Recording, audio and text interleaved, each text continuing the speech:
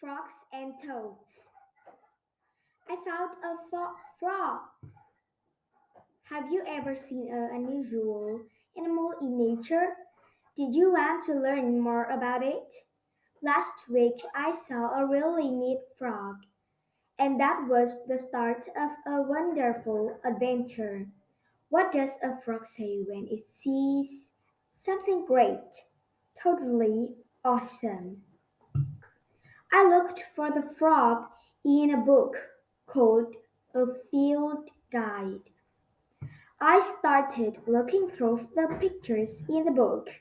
I was amazed to see all the different kinds of frogs and toads. It turns out I saw a wood frog. I wanted to know more, so I went to the internet. Did you know that frogs and toads are relative of newts and salamanders? They're all amphibians, which means they live part of their life in water and part on land. Amphibians are cold-blooded animals. They don't make their own body heat.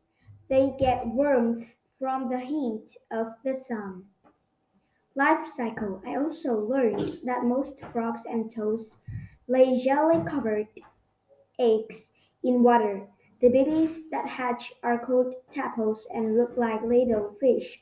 Tadpoles breathe gills just like fish and they live in water. But it's amazing what happens as they grow.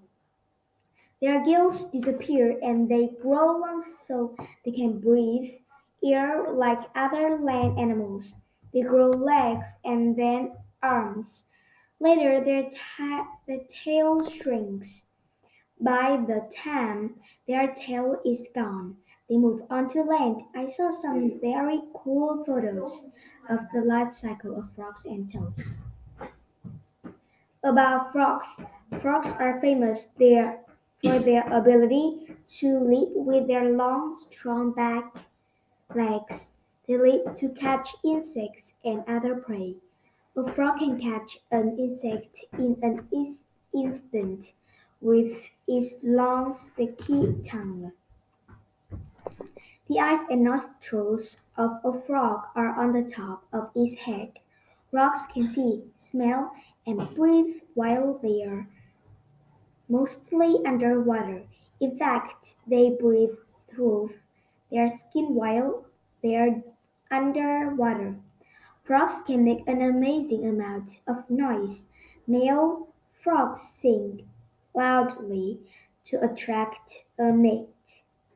Do you know the differences between frogs and toads?